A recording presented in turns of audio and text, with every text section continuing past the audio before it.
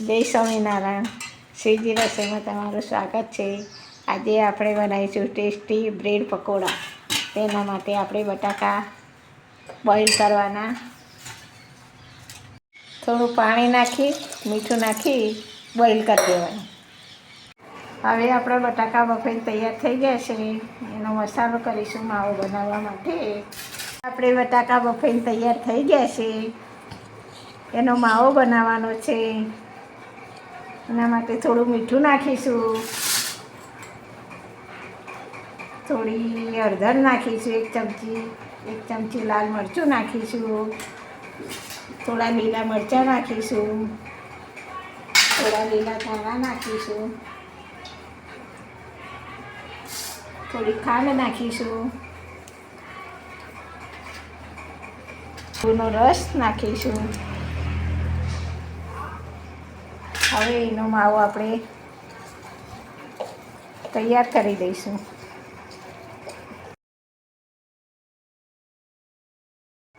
હવે આપણે બ્રેડ પકોડાનો માવો તૈયાર થઈ ગયો છે.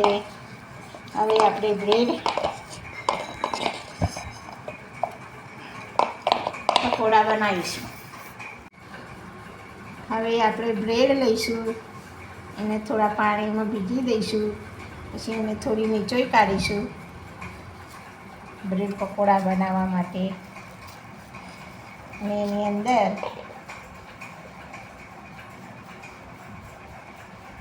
થોડો બટાકાનો માવો લઈ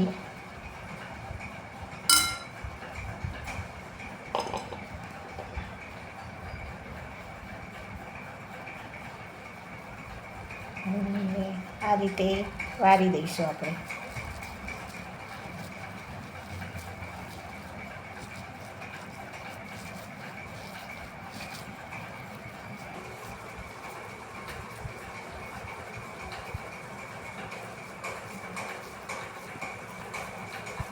હવે આપણે પકોડું થઈને તૈયાર થઈ ગયો છે.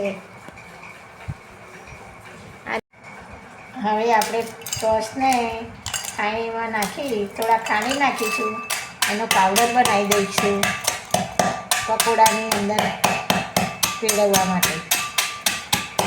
આપણા બ્રેડ પકોડાના રોલ તૈયાર થઈ ગયા છે. એ રોલને આપણે ટોસનો પાવડર બનાવ્યો છે એની અંદર આ રીતે કરી અને તેલ ગરમ થઈ જાય એની અંદર મૂકી દેવાના.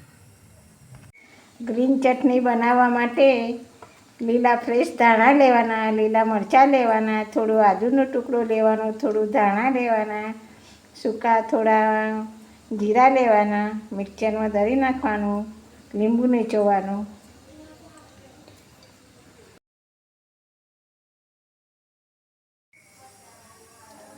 હવે આપણે તેલ ગરમ થઈ ગયું છે. એની અંદર પકોડા મૂકી દઈશું તળવા માટેના.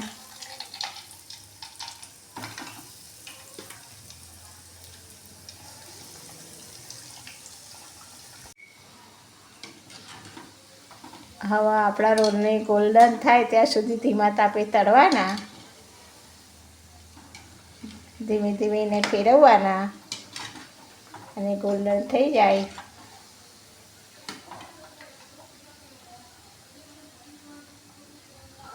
પછી એને બહાર લઈ લેવાના.